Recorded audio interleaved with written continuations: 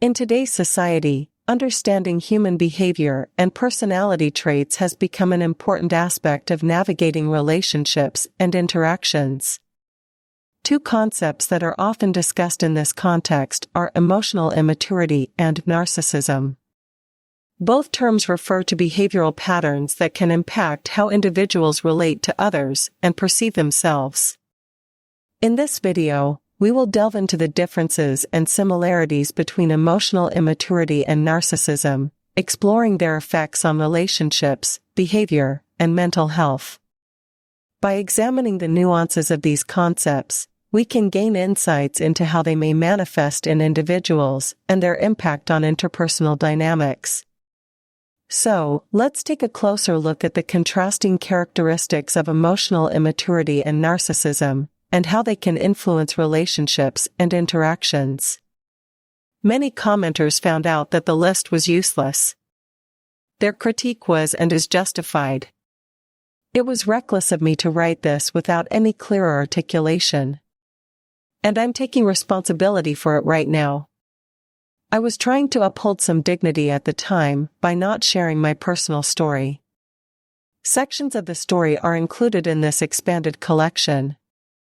I grew up with one narcissist and one mentally immature, empathic mom. The mixture was turbulent and explosive. My NPD parent made grand gestures towards both my mother and her children at first. Then he'd abandon us. Extreme peaks and downs, volatile responses, and shifting rules became standard after that. Then, for a few decades, replicate the pattern. This partnership exacerbated my mother's narcissistic tendencies throughout time. Her NPD boyfriend coerced her into loneliness, which contributed to her depression. Partly as a result of her own unresolved trauma. And partially because she was still on the bottom end of the cognitive immaturity scale. I'm guessing that this union was, and continues to be, a traumatic relationship between those two. Regardless, as an infant and as an adult, it left me in a very perplexing situation. I went to counseling and support groups for more than 10 years. I over-explained my parents' actions to the point of fatigue. Guidance and help came in a variety of forms. Changing my communication style, controlling my goals, setting limits, and cultivating mindfulness and forgiveness. I tried everything. Just my mother's friendship was a source of worry for me.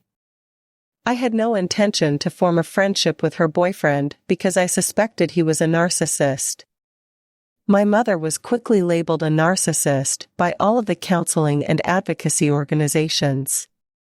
I tried every piece of wisdom about how to live with a narcissistic mother I could get my hands on. I read every book on manipulative mothers I could get my hands on. Nonetheless, none of it suited her, and none of the strategies succeeded. Instead, it left me even more tired and perplexed than before. The personality disorder narcissism is known as. An inflated sense of self and privilege is one of the most well-known symptoms of a narcissist. And without any credentials, they claim to be recognized as superior. They expect preferential treatment and unwavering obedience. Narcissists maintain an inflated sense of self. They need to be in front of the story. This is a short list, but because there are so many posts about it on the internet, I don't think I need to go through it again. This essay contrasts only malignant narcissism for clarification. NPD is classified as rare by the Mayo Clinic, with less than 200,000 cases reported. Take a look at their credentials. It's wonderful that we're beginning to note these characteristics. This is the first time these topics have been discussed or written about in decades. We're only now starting to hear about narcissists and share our encounters with them. And we're starting to figure out how to do all of that while still healing. I'm happy we're catching on to these patterns. To be sure, all victims of narcissistic violence should be believed and affirmed. However, it is important to strike a balance here. I won't argue that we have a narcissism epidemic as a society. I might name a lengthy list of causes that have led to this epidemic that has now spanned decades if I put on my sociologist goggles. The ever-increasing reach of public social media outlets is currently fueling an entwined sense of identity and culture. Narcissism is a type of moral immaturity at its most severe. It occurs on a scale of 1 to 10. The word narcissistic is often used to describe ordinary moral immaturity. They present themselves in almost similar ways. Here are a few ways to set yourself apart. Number 1, shift responsibility. Adults who are emotionally immature would not commit to a relationship. Instead, they revert to transferring responsibility. If you convey some deeper degree of something, they can say things like, "I don't understand how you can feel this way." They will find excuses to point the finger at you rather than asking, "What makes you feel this way?" I labeled this as having immature protections before the upgrade. Narcissists will go to great lengths. They thrive on causing a response by controlling emotions. They do this in order to keep their strength and influence. Number 2, falsehood. Narcissists, too, engage in this conduct. It's more aptly represented as gaslighting. Narcissists are cold-blooded. When they do something, it's less likely that they'll tell a fib on the spur of the moment. Narcissists deceive by sowing skepticism and then doubling down on their tale. It is a domination trick that the narcissist would use. It's meant to make you question your own decision. In an unpleasant situation, EIAs will stick to pretending to stay out of trouble. This is due to their inability to communicate on an emotional level. If they are faced with an uncomfortable situation involving feelings, they will fib to get out of it. Number 3, dishonesty. Particularly when it comes to gifts or love. The practice of love bombing is a traditional narcissistic technique. Grand displays of love at the start of a relationship or when they fear they are losing control of circumstances. Before I modified this list, I mentioned that EIAs must be the focus of this discussion. They do, but not in the same way as malignant narcissists do. Gifts that are tone-deaf are more likely to be offered by EIAs. This gifts or affectionate gestures may be hurtful and perplexing. EIAs also approach you with habits, presents, and other items that they will like. It doesn't work the other way around. An EIA will sometimes send you a thoughtful present, making you feel that your friendship is improving. Later, it will revert to insincerity, destroying all desire for a new relationship you may have had. Number 4, commitment struggle. This can manifest as a lack of impulse control. This is what I called this previously. They don't plan or worry about the future. Having a tendency to behave rashly.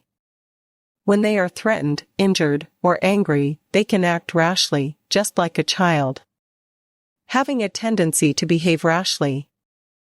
Adults of a certain age should take a breather and consider their options.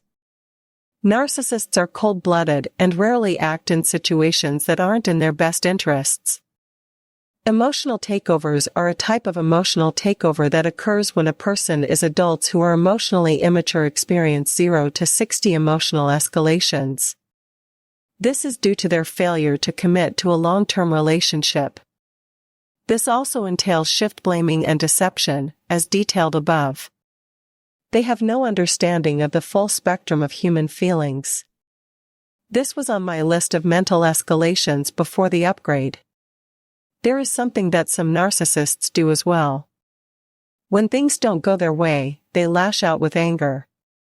This usually occurs as a result of micromanipulations and microaggressions. However, narcissists have a sense of emotional feeling. Controlling and manipulating them is a major source of influence and influence. Number 5, they don't throw something away. Narcissists typically dump, while socially immature adults do not.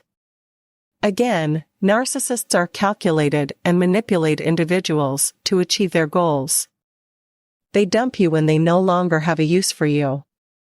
It's as if you didn't matter at all to them. In an attempt to suck you back into their orbit, they hoover. However, after that, they abandon you. In the bottom end of the emotional continuum, emotional immaturity does not indulge in the discard. Instead, they'll keep trying to communicate with you. 6 months to a year in, they cry out that they don't understand. I previously identified this as an inability to participate in any sort of introspection. EIAs are incapable of learning from their faults. This is why they don't usually throw anything out. Many of these actions leave a whiff of narcissism in the breeze. This is how the two become entangled, and moral immaturity is mistaken for narcissism. It's worth repeating that we do have a growing narcissism epidemic, and that all victims of narcissistic bullying should be believed and treated with respect. However, simple, low-level mental immaturity is also prevalent. Labeling other attitudes as selfish too quickly will trap us in a cycle of feeling torn between the two. Finally, some of us might feel as though we are constantly ticking off some narcissistic characteristics, but not the whole list. Thanks for watching this video. Don't forget to like and subscribe. If there is anything that needs to be discussed, write in the comments column below.